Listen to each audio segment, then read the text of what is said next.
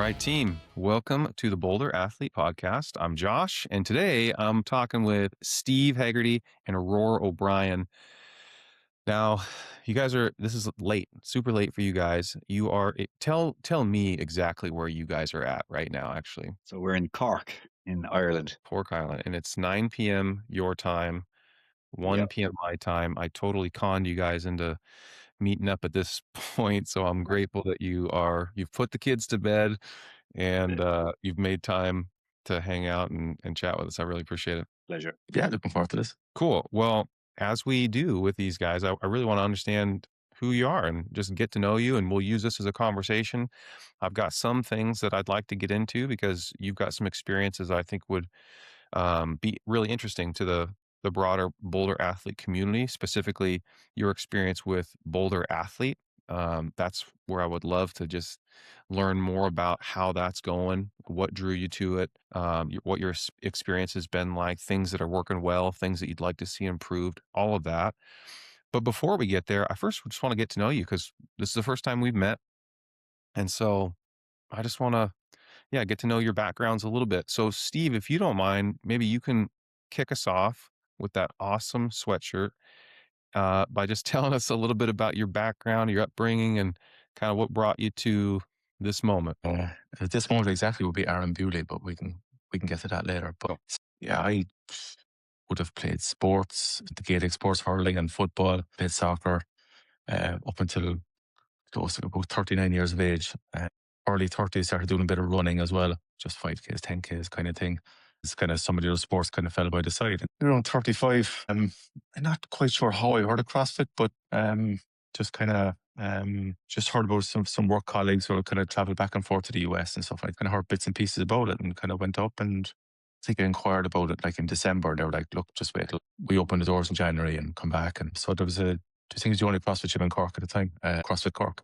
And just went in, and I'd never been a member of a gym. I'd never done any gym work. I'd always like field sports, which was running and more running and skills and tackling stuff. So, 5 proper push-ups was beyond me. That kind of thing, after playing sports after being like really active all of my life, but never strong, never doing strength and conditioning. That was never a thing. And it's only maybe the last 10 years that's kind of come into the amateur levels and stuff. So I think joined was it 30? Yeah, I was 36, I think maybe. So I'd just been married and found out a couple of months later that our boy was on the way. So kind of got into CrossFit and then became a dad, and then kind of was balancing that whole shock in terms of just rocking up whenever I could and things like that. But yeah, it's been great in kind of just learning new tricks and meeting kind of new circles of friends, and you get to know their backgrounds and stuff. Yeah, I appreciate that. Thanks for sharing. And you had brought up this just before we hit record. We were talking about hurling, which I have zero familiarity with, and you had shared a few things in advance. One of those was a link to this sport, and you're like, if you're interested in checking it out. So I did. My son and I sat and watched that. I don't know, it was like a 10-minute video, and one of the most, I don't even know how to describe it, just like kind of mind-blowing sports I've ever witnessed. This, for those that are familiar with it, you'll definitely know what I'm talking about. I'm the ignorant one who wasn't, but it's like this intersection of lacrosse, soccer, there is a net, rugby, because it's incredibly physical. You're not wearing pads and you're plowing through folks. Baseball, because you throw this ball in the air and smack it with the paddle through these uprights. American football, and the fact that it's got these uprights, although I suppose rugby does as well. And just the level of athleticism and skill required to play this game was a little shocking. So you played this sport. Yeah, and like it's our national sport. It's something kids start playing it, and obviously just You just pick start it up. young. They just pick it up. You have the coordination. It's really fast. It's like one of these games. Like you could watch football games, baseball games, soccer games, and you could go off and make a cup of coffee, come back, make a sandwich. You mightn't have missed much. You can't do that with a hurling match. It's so fast. There's so much going on. It's just anxiety filled. And that's just as a spectator. But when you're playing it, it's fantastic. Yeah, So, this is like definitely not a sport you jump into late in life and expect to be competitive. That's one you would have to build a set of skills over several years. So Yeah. that makes a lot of sense. Roar, give let's do the same with you. Like, I'd love to learn more about your background. You're also a co-owner of CrossFit Tractus, which you're wearing on your sweatshirt there. And is CrossFit Tractus in Cork, Ireland as well? Yeah, it's in Cork City. Yeah, we're relatively new in that we're just coming up to 6 years now as an affiliate. So we're going well. We're we're happy. Right on. Well, give me some about your background. Did you, I mean, Yeah. for many, it's growing up playing sports. For some, it's not. Yeah, How did, like I guess like many kids in Ireland, it's sport is a big part of everyday life. It's even a part of school. And like Steve mentioned, the GAA, which is like Gaelic football and hurling, that every kid is exposed to that. And then we've I did the same. I played in school, played soccer, played rugby, did all the kind of usual ones. And then one day, a friend of mine, he said, "Hey, do you want to come to karate?" And so mm, I said, "Yeah, sure, I'll check it out." So I went to what I thought was karate. It turned out it wasn't. It was taekwondo. But back then, everything that had like a karate style or that kind of uniform all just got right. it's all karate. Yeah. So I Yeah. discovered it was taekwondo, and that was like that was huge. That has shaped my life. I mean, think I was 10, and I'm still it's defines my life to this day. Nearly, it's my past, my present, and my future. So Mm, it's huge, all consuming part of my life, and it is kind of the athleticism involved in it. There's like obviously there's the fighting element. Then there's just the like I suppose that was my first introduction to calisthenics. We just did, every class was unlimited push-ups, sit-ups, squats, jumping. Um, so it was great from an early years developmental kind of way. I've just always done taekwondo ever since, even though I would have dabbled in other things. I actually did do go on and do a bit of karate and what else did I do? how Just, would you explain the difference between Taekwondo and karate, by the way? Because I oh, don't know enough about either one to tell you. sure. So, like, I guess karate is older and it's from Japan. And I guess Japan would have colonized Korea. So Koreans were exposed to karate. And then after the war, Taekwondo was kind of formed and as a non-Japanese alternative for martial arts that they could use in their military. And so taekwondo is a relatively new martial art, but I guess the historical background is one thing. So one is Japanese and taekwondo is Korean. Um, but you can tell the difference in the style. I mean, taekwondo, or at least the style we do, is the military style, the ITF style. So that's full contact. And it has other disciplines as well. Then, like, it's not just fighting. There's also the forms. It's got power breaking, and it's got like it's a division called special technique, which is quite kind of athletic in terms of you got to jump insanely high, like 3.2 meters, and kick a board overhead and stuff, and flying side kicks and stuff like that. So there's a huge range of different skills involved in it, besides the sparring. But that'd Yeah, be the and main you're a coach difference. for that as well, correct? So, You're also a Taekwondo coach.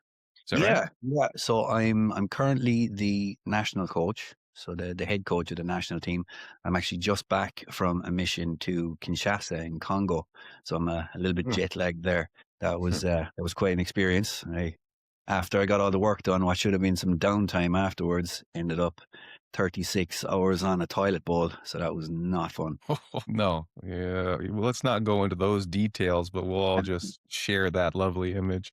Well, I'm glad you're recovering. Hopefully that's good news. But yeah, being in the Congo, I'm sure you got exposed to a few things. Definitely. Yeah. Yeah. But yeah, still very much involved, still doing a lot of like travel and coaching and, teaching other nations and stuff like that and getting them qualified. And yeah, Yeah, big part. that's really cool. No question. That exposes you to just so much. I mean, that's a worldly experience. You do get a lot of perspective, a lot of exposure, and yeah, Taekwondo being a unique skill and discipline. Yeah, I'm sure you've got a unique set of experiences thanks to Yeah. that passion. That's really Yeah. cool. Um, let's see. You guys both know Aaron Bewley as well. So talk to me about like your connection with Aaron. Aaron Bewley, by the way, is on our Boulder athlete leadership team. He was just on the last podcast as well, which we released yesterday, and he shared a little bit about his story. And for those who haven't seen it, go check it out. Aaron's not only a great guy, but he's got an incredibly inspiring story, having battled cancer and like truly was on death's doorstep and fought his way back to. He's just totally thriving now. And so Aaron's a great guy, and I consider him a friend. How do you guys know him? And I think Aaron was probably the reason you guys joined Boulder. So talk me through that story. Yeah, like I would have worked with Aaron, worked for Aaron in a couple of different roles within our company over so the last 10 years maybe. And yeah, so we kind of we always got on really well, good friends and stuff. And I think as he was saying on the last pod, I was the one that suggested to him, look, she's probably a local box somewhere. And because I Hmm. knew from just the personality he is, and like he's very much a community guy. Is really, really is like throwing gasoline on a fire kind of thing. It was like, yeah, you should probably. I think like, he used to travel a lot, and COVID hit and stuff. Like, pretty sure his wife wanted him out of the house, and so it was like, yeah, you should probably go up and try local CrossFit gym. And I think he probably did probably a week later. Yeah, within a few days, he was like, "This is awesome. This is fantastic, brilliant." So yeah. So once he had let us know that, himself and you guys just sent a kind of a bunch of other guys were setting up Polar, just kind of took an interest and, followed the socials and kind of just seeing where Boulder was being mentioned and so on and so forth, to the point that I think when he said that you guys were starting some of the affiliate programming, then I said to Roar at the start of the year, I was like, well, given the age profile of the gym, kind of we would have, I don't know what the percentage is, but there's a good amount of people over 30. Our programming was fine, it was good, but kind of like it's worth a shot, something to look at, might be good. And thankfully, Roar decided, yeah, to go with it. So yeah, we've our beauty to play. Yeah, no doubt. Well, I hope things are going well. If it goes sideways, well, I'll point the finger at Aaron. Roar, tell me about your side of the story here and kind of Yeah, how so orthodox. it's not that we weren't unhappy with our programming or anything. We were quite happy with it. But I guess, I mean, I'm always open-minded. I'm gonna, uh, give everything a shot. Steve came and said, "What would you think of this?" Exactly as he described. Our kind of membership profile is largely more than 50% are over 30. And I said, "Yeah, sure. I'll check it out." I read through the programming, looked at the progressions, looked at what was happening from week to week, and it looked good on paper. So I said, let's give it a go. We'll trial it. So we said we'd do a full month, which we did in January. We tested it all out, and the feedback was really good from the beginning. Even from the first week, people were saying, "Oh wow, love that." Good range. Short, fast, longer. Different modalities, and it was just a good mix. And I guess the one common thread across all kind of feedback was we love the heavy barbell. You know, Mm. and we decided then, yeah, look, this is working. This is more positive feedback than we've probably ever got from any standard week previously. And we decided after a month, we said, yeah, let's go all in and stick with it. So we are now Boulder affiliate. That's awesome. Man, a couple of things really cool there. One question, did the members of your gym, did they know that you were making a transition or did you just slip it in and see how they would respond? How was your approach there? Exactly. So the coaches knew, obviously, but we didn't make any kind of announcements. There was no big trumpets or anything. It was like, oh Mm, look, we weren't trying to push this new and improved type idea. It was very much of let's try it and see what comes back. Do they notice a change? And if they do notice a change, is it going to be a positive or a negative? And it was very much positive. So from mm. that point of view, it was a total win. Yeah, I mean, that's actually cooler. I love that. The fact that you kind of slid it in there secret like just to see how people would respond. Would they notice the change? Was the programming different enough to even generate some awareness? And then if the awareness is there, what are they saying about it? Yeah, that's really cool. It kind of avoids shaping some bias right out of the gate by, Yeah. sounding the trumpets, as you said. Yeah. Um, Steve, what was your part in this as well? So you obviously brought it to Roar, you kind of planted the seed and raised the idea.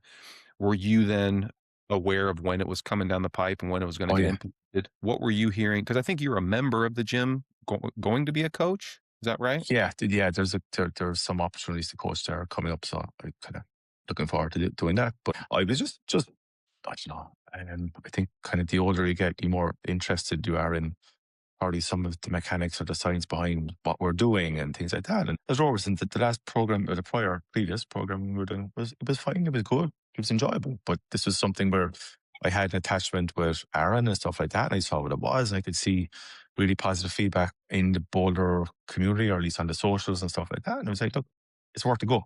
So Yeah. I knew we were beginning it. I'm always in the 7 a.m. classes in the morning. So there's a couple of guys that I said, yeah, look, we're going starting this new program. So there was like 3 or 4 people new.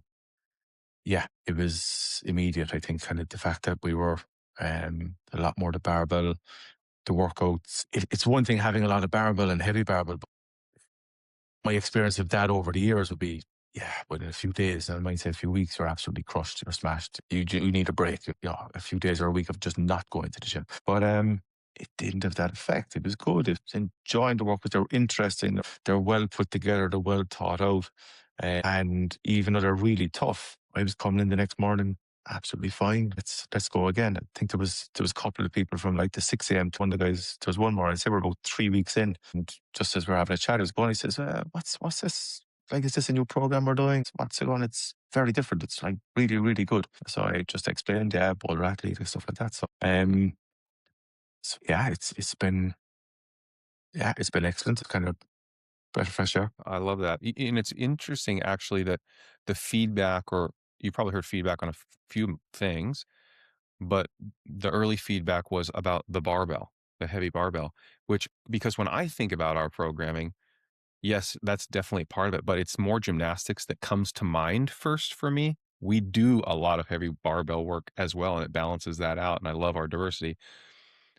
But are you, as part of the affiliate programming, I've got to assume you guys are also including the, like, we kind of a signature move is starting a lot of these days with a gymnastics effort, and it kind of gets you primed and ready to rock before you take on some of that barbell work. What's been the response to that element in the program? Well, Yeah, Rourke, go ahead. sure, yeah. I guess it's different across all ages, right? So you're going to have your experienced CrossFitters. They're going to understand what the primer is all about. They'll see the carryover. Whereas some people, they're just there for the best hour of their day, and they're just, okay, I'm going to do whatever the coach says. I've left my brain at the door. I won't be needing that. And then they just, and that's fine. I guess they're not coming back and saying, I really love the gymnastic element of that primer. They're just going, oh, I feel smashed Oh, after that. Well, that was so much fun. yeah. Oh, that's cool. Well, I'd love we your perspective on this as well. Or Steve, do you have more to add there? Yeah, no, just on the gymnastic primer. I think it was like yesterday morning. I think there was the bar muscle ups and the double unders. It Yeah. was EMOM or alternating for the first 10 minutes, and went through that. And kind of just as we were transitioning from that to the floor press, people was just kind of look at each other like, right, 10 minutes in, and gassed. I think the rest of the session worked out great. It's a deload week, and that's exactly the way it felt. But yeah, it was a fast start, which is That's great. right. For a long time, myself and some buddies of mine, we would always call them the hot start, like whatever it was. You knew you were going to get a hot start. And it was a bit shocking at first to the system because that's not what we were conditioned to manage. But I've told Jason this and others many times. It's like I really do look forward to that start because it's such a productive concentration of work that your nervous system's flying. Whatever muscles you're going to be kind of targeting for the later elements, they're certainly active, primed, ready to rock. And yeah, it's such a productive way to start the day. So I've loved those. I'm glad to hear your member base is also adapting well. I want to get your perspective on this because naturally when you roll out the program, that's what your members get to experience, and that's probably it was like the most important thing to them because it shapes their experience for that hour. I want to hear about your experience as well, kind of on the behind the scenes side of it. Like when you get the program delivered to you, talk me through like the way that it's packaged, the way that you can interpret it, the way that you get it distributed to your coaches, the platform that you use to make it visible to your athletes. Talk me through some of the behind the scenes stuff because for those that are also gym owners and affiliate owners that are thinking about a change, those are very real considerations that they need to make. Is this making their life easier? Is it harder? You know, the answer needs to be it's getting better. And so, in what way is that? Or are there ways that it can be better for you? Talk me through that. Yeah, yeah. It is good. It's good from the perspective of the coach who gets this full package for the week ahead, and they can instantly reference, oh, I'm working Monday. What's ahead? And they get step by step. They can see, what's the warm up and why is it that? What's the primer? Why is it that? What's the strength or skill? And they can look at the percentages. They can look at what is the progression, what's the thought here, and the what is the same. But one of the biggest, I guess, benefits of the system as it's written is the color coding. So it gives you the intention for each element of the day's work. So you can check and you can see, okay, so this is green intensity. So this is not gassy. I'm really, I can be thoughtful about this. I can dial in my technique. And then, you're going to have some WODs and it's red. And as long as it makes it easier to tell your members, right, guys, this is red level. We're leaving it all on the mats today. And Mhm. it's just another kind of way to get the message across in a very simple way. You see it and you do it. Yeah. I'm glad to hear you say that. Um, I mean, Jason and I, we've talked at length about the recipe. That is such a critical part of the recipe. And I love the analogy that he uses around, you can put all the ingredients together, but then if the oven is like 200 degrees too hot, it doesn't turn out.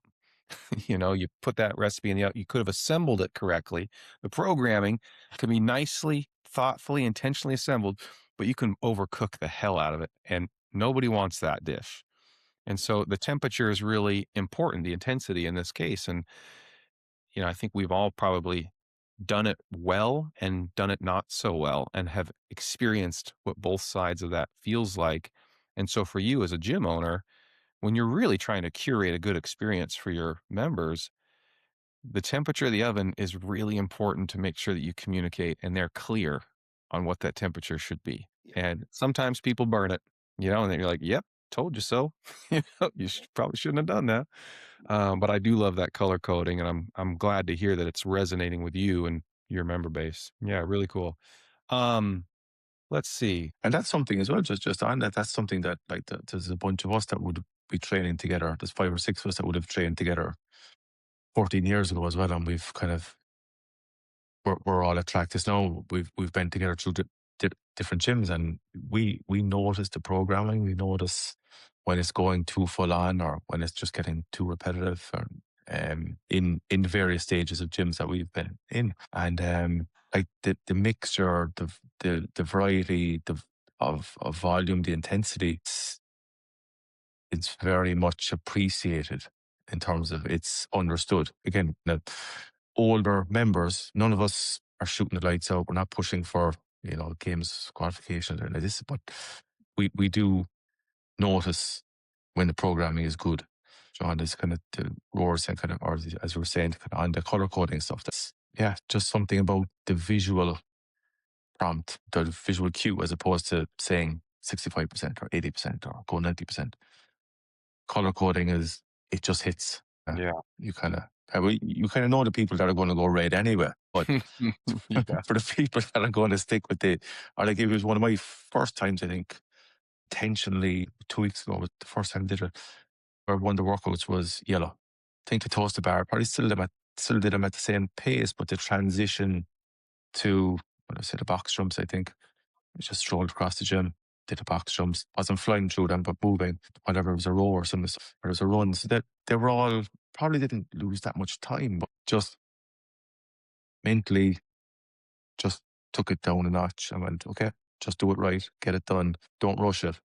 And it still ended up being a fantastic workout, but just the mindset going into it was different. Yeah. And I mean, we've all also experienced when Hey, every once in a while, even though we know the color, we're still going to overcook it. Like I do that occasionally. Oh yeah, I got a little caught up. My pride kind of got away from me and kind of led me down this overcooked path. But then I know how to adjust for either the next element or the next day and to overall manage kind of my nervous system. But a lot of members in the gym don't have that awareness yet.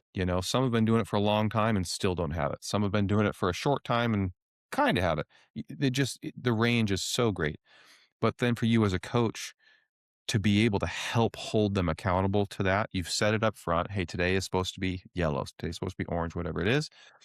But then to help pace them as a coach truly in their ear during the work, because if they overcook this thing day after day after day after day, they're going to be truly cooked. And that's going to impact their willingness to come back and experience what you've got set up for them the next week or the following week. And it's ultimately going to shape the lifetime value of their membership with you. And so, and their longevity. And you take that seriously. You're trying to keep them around, not for just your own business pursuits, but because you care about their longevity. And so this recipe is really a serious deal. And yeah, I hope people take it as such. Yeah, and you know what? It's true that like probably the majority of people who overcook it, um, that's their default setting. They just go. But what we've experienced now as well is there's a cohort who will undercook. They'll deliberately back Yeah. off. They've never experienced what it is to redline. And this way, when it's on the board, it almost gives them permission to really go for it, to push themselves, like the way that we kind of tend to do at an open workout, where you give it your soul. And Mm. when that's programmed for somebody who's quite cautious and maybe is concerned about, gasping for breath, and maybe feels that that's not a good place to be. It's unpleasant. It's not somewhere they've ever gone. And then suddenly it's on the board that, you're supposed to do that. You're supposed to be questioning your life choices on this workout. It's supposed to be red line. And it kind of allows them to push themselves forward as well. That's such a great point. That's such a good point. I'm glad you called that out. It's so easy. I mean, probably the way that we are wired is probably we err on the red line side more than we err on the undercooking side. Yeah. But yeah, there's definitely a group of people that are on that undercooked side. And I really like the way that you phrase that. This gives them permission to go, question life choices. Because ultimately, like when you look around the people around you and they're like, well, everybody's huffing and puffing. Man, they're really struggling. Why am I not? That's a flag, hmm, what's gone wrong here? They've undercooked. Uh, that's really cool. Thanks for sharing that. A couple other things that come to mind for me. Um, One thing that we discussed as like part of the affiliate programming is like it's part of the delivery system. One of the goals is, hey, the members have to have a fantastic experience. And so we've talked about some of the factors that contribute to that. The other part is like the coach has to have a really good experience as well, meaning their ability to consume the information. You talked a bit about that. We want to set the coaches up to look smart, to look like they know what they're talking about. And look, the reality also is some coaches fly in 5 minutes before class and they're trying to do a quick download. They prep the space and off they go. The hope is that's not common, that they would do a little more preparation, but that does happen. And so you have to balance this like this content needs to be so intuitive for the coach to consume and distribute to the class. And they have to be able to do it in a way that makes them look really thoughtful, really capable, uh, and really intelligent as a coach.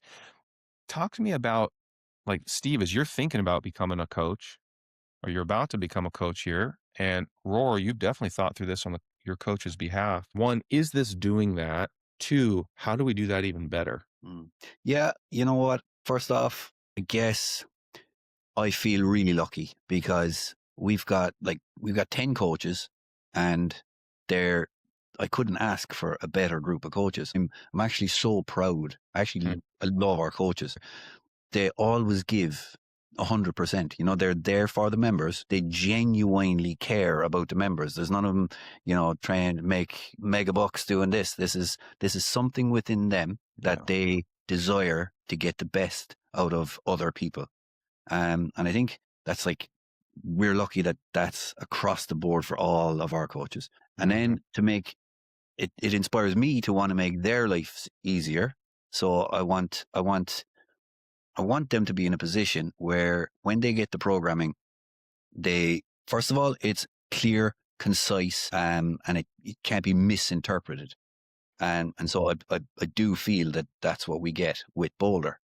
Um, and when you're starting from such a good base level, if there ever is something then that maybe you're not familiar, or it's a big change from maybe the week previous, or the case like where a coach is covering another coach and maybe is called in 5 minutes. Oh, somebody's sick. Can anybody take the 1 o'clock class? And you weren't planning on coaching that class, but now all of a sudden you're stepping up within 5 minutes.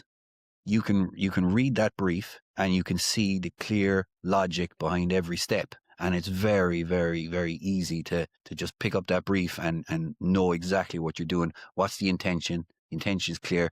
The stimulus, everything is at a glance. And I think it's very easy as a coach to be able to take that material, process it very quickly, and deliver a really high quality experience for every member on that floor. I'd say as well, even as a member, I've seen most of the coaching briefs and the notes and stuff. And just as a member alone, as maybe just where I am in my CrossFit phases, whatever, is that the more context and information I get, the better. So as I can see, yeah, these are the cues. Like from a coaching point of view, Boulder call out what to look for, where the athletes are more or most likely to break down, or where they'll start showing signs of form breaking and stuff like this. So, just I think one of you made the point where they go. I think it's Rory saying like people come in and they just want to switch the brains off and just do what's on the board, and that's fine.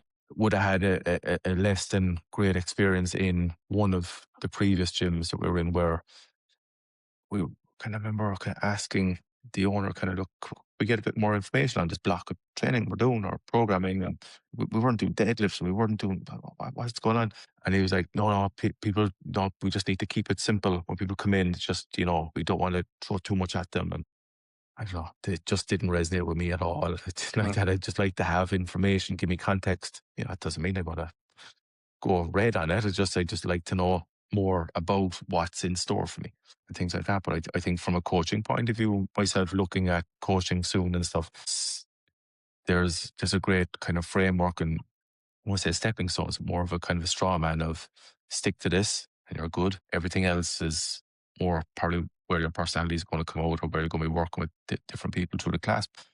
How it's structured is fantastic from the notes point of view. Yeah, no, I'm very glad to hear you say that.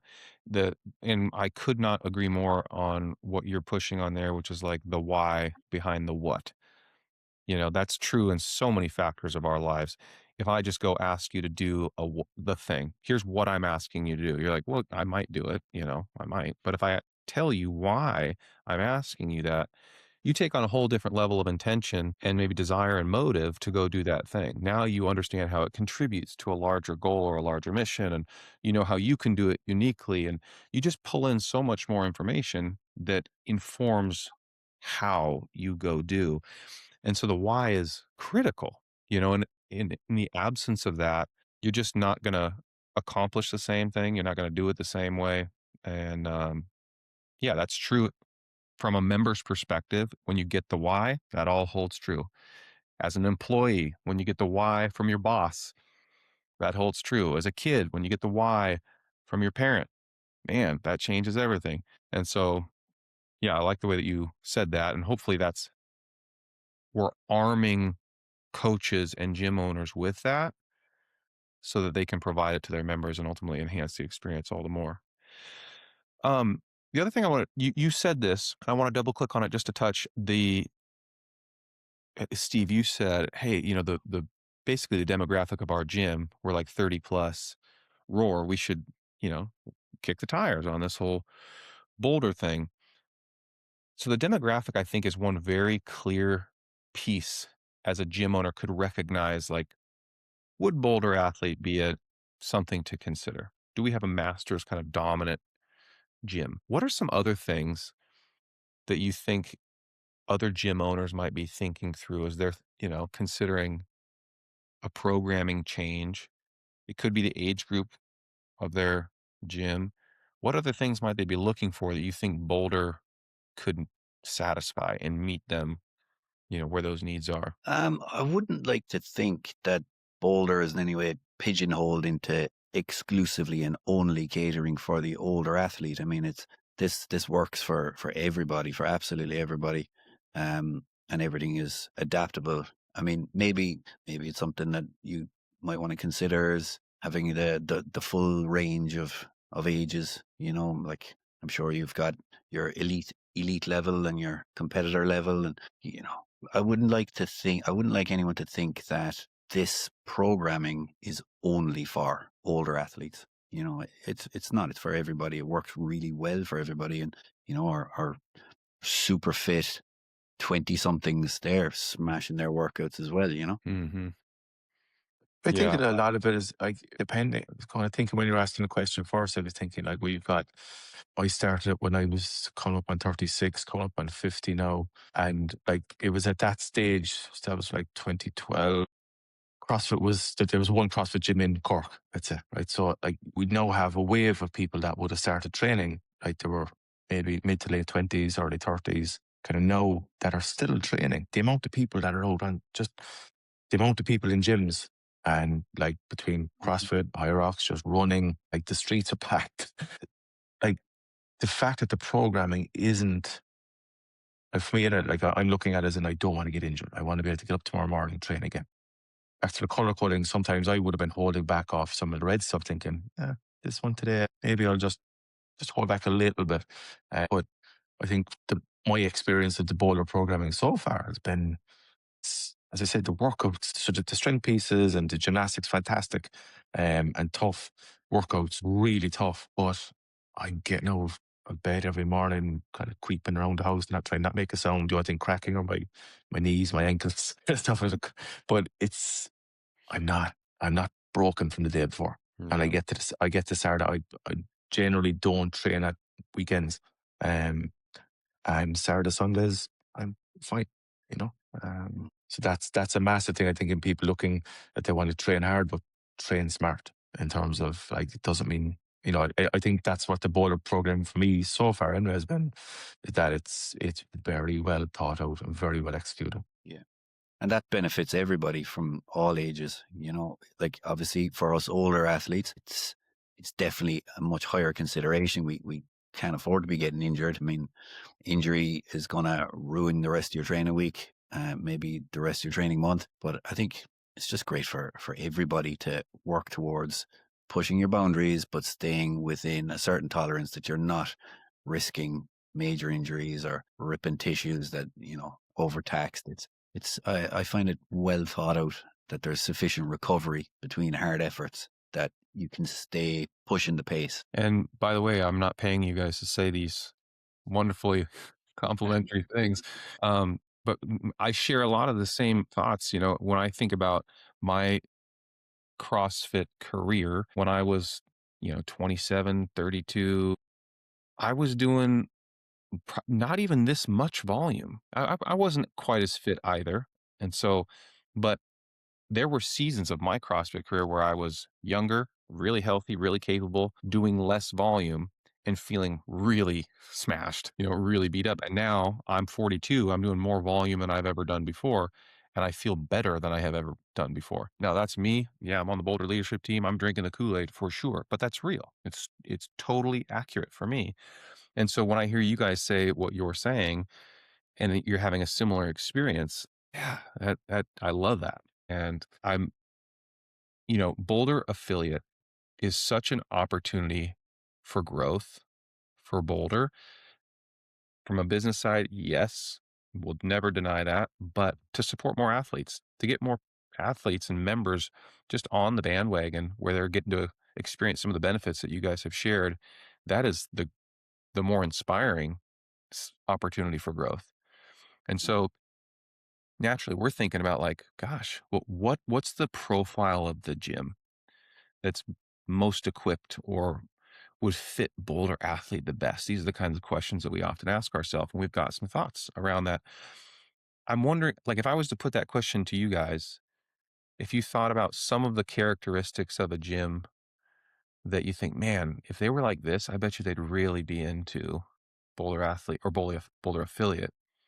What are some of the things that come to mind? I I'm mean, sure there's yeah, I mean, if they have people who've been training CrossFit for a long time, then they're gonna care about what you're putting them through each day. But that one Mhm. profile, that'd be one thing that would kind of stand out to me, I think. Yeah, a little bit more of a matured CrossFit base where or this is what I'm hearing you say, you keep me on the rails, but those that are just getting into CrossFit for the first time, they don't know enough about it to know what's good or what's bad. You're just No, like, "I'll I just mean, do like that." we That's we'd have started off when we were doing it. I think it was like I put in the notes. It's like when they're 5-3-1, great program, and the WODs would have been CrossFit football, and like they were great days. We were all a lot younger, but we were getting smashed. We were definitely they were tough. They were tough weeks. No, that's like 14 years ago. But like you need to train smarter. Be as is you want to be able to get up in the morning, you go home to your family, you've got stuff to do, you've got responsibilities. Um, that if you care about your training or care about your own health, fitness, and responsibilities, then yeah, or my experience so far, and a lot of the guys as well, and we're kind of talking about is like this is just. I know you guys talk a lot about the recipe and stuff like that. I was like, well, yeah, actually, it's working out. hmm. yeah. If you care about your longevity and the longevity of your members and the regular day-to-day health and recovery of your members, then I think that's who you're pitching to. If you're maybe a multi-franchise type gym where you've paid the CrossFit affiliate fee, but you've also got High Rocks and you've got Orange Theory, or you've got F45, or maybe you've got loads of different things in your gym. Then it's not for you. You're just pulling in whoever is willing to come in and try a class. But I think for serious CrossFit boxes who want to develop their members in a safe and sustainable way, and then that's who I recommend Boulder affiliate for. I really like that. I'm going to steal that from both of you guys, Steve and Roar. Those are some really good kind of characteristics that we will put on our list. I haven't thought about them just quite like that. So I think that helps round out a little bit of how we've been thinking about I mean, ultimately, I want to say I think it's right for all the gyms. That I want that to be true. But the real truth is it does take the right fit. It will take the right fit. And that's going to be a certain subset of the affiliates that are out there. And there's a big coaching element as well. And the ownership needs to be thoughtful and self aware enough that as they evaluate the options that are available to them, they can see the value that Boulder Athlete provides, and they go, "Yeah, that's it. I think that is the recipe that I need here." And they have to believe in that because then it's going to come through in the way that it gets, distributed to their coaches, and the way that the coaches then distribute that programming to the members, and it's back to the why that you had mentioned before, Steve. So yeah, it's cool. Thanks for sharing that, gentlemen. I think there was one other point, Let's see. just to tie that to a Yeah, point that I please, think you guys mentioned on please. a couple of podcasts back, and that the the various tracks you have that they're transferable. So like even if you've affiliates where let's say 99% of the members they're not going to be pushing for games or championships. So, but if you have people who wanted to be on the athlete track and wanted to be pushing higher, that they can still be training in the gym doing the same work as more or less, but that they're not doing something completely different to what the majority of the membership are doing. So I think that's something where been in gyms previously where they might have tried doing some other training for a while, and there was a cohort kind of were doing that, and very much create a split in the gym that they were doing that kind of work and other people doing the other kind of work, and it was all best intentions at the time, but didn't really go well. Whereas I think if you have different levels of athletes in the gym, then it's still, from the sound of it, sounds like that everyone is still looking and feeling and talking the same language. That's so true. The way you just said it, everybody's looking and feeling and talking the same language. That is a really important quality. Because, like, as you guys know, in the gym, there is this dynamic where you've got your class goers. They come in, they take class. Like that's all they want. They're not staying after class to do their own thing. They're not seeking additional programming. They're not paying for additional subscriptions and coming in on the off hours to do open gym time. So you have all these kind of different athlete types. They're doing different variations of that. Class goers exclusive, open gym goers exclusive, some hybrid variation of that. And the people that are on the class goer side, I don't know where this term came from, class goers, but you know who I'm talking about. They kind of tend to overlap in the hours of operation at the gym. And so you'll see some of these other really competitive athletes. They're like, man, look at them. They're so inspiring. They're so fit. They're such a good athlete. What are they doing?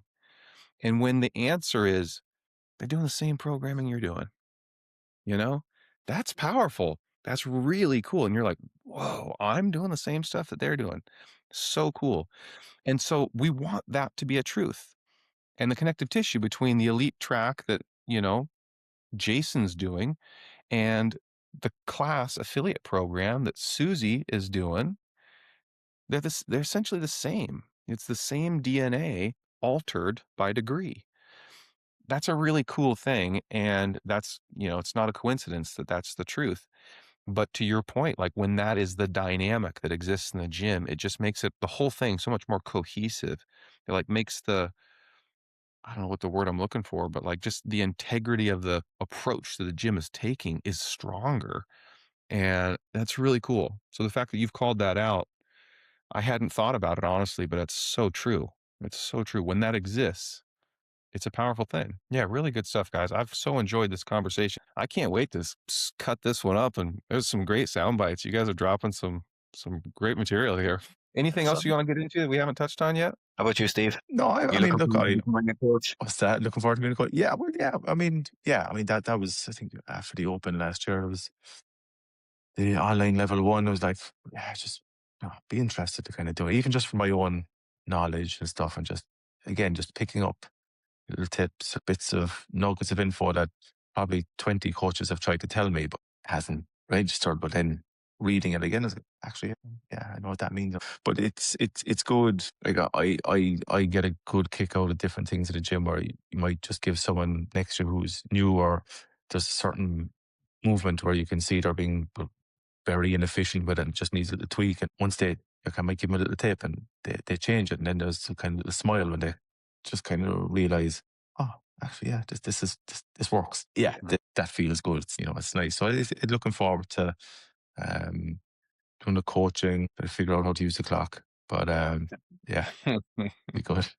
Well, Steve, I hope we stay in touch. I'd love to hear how your coaching experience goes from one former coach to another. I agree completely on those just little micro moments that exist, across your coaching experience where you get to put a smile on somebody's face, have an unlock moment where you gave them a simple cue and somehow it clicked for them. And you can't quantify the value of those things. And then to have someone come and share, Steve, you really changed my day, or you really changed my week. And or that one comment that you said a month ago changed my outlook on a thing. And oh, those are some of the most heartwarming moments that only coaches get to experience in that context. And so I'm excited for you to get to have some of those and can't wait to hear about them. Yeah, it'll be fun. We'll see.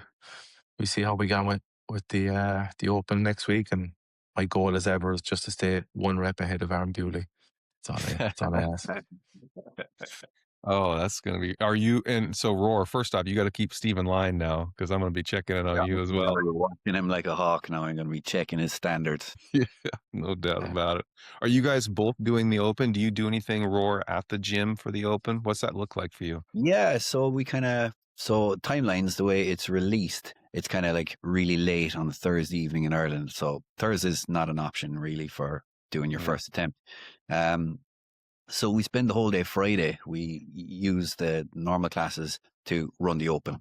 And then, we'll have a few guys who'll want to try to repeat. So we just factor that in. They can book time. They can come in on Sunday. If let's say they couldn't do it on a Friday, they can come in and do it on a Saturday. And we always have a rush then before the deadline on Monday where everybody wants to get their new best time. The kind of the interactions in the gym where you've got like people just really battling to get that one extra rep to put them ahead of their buddy. You know, Mm. it's a great buzz, it's a great vibe, and everybody's having the crack. Yeah.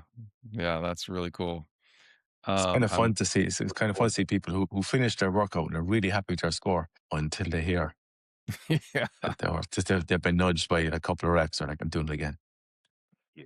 Yeah, it's fun. that's so cool. For those that I mean, the open to the point you were making earlier about the folks that undercook. The open is a special sauce, you know, that'll get them out of that undercooked category because so and so did X. And they're like, Yeah. well, clearly I got to do X and Y. I got to do just a little bit more.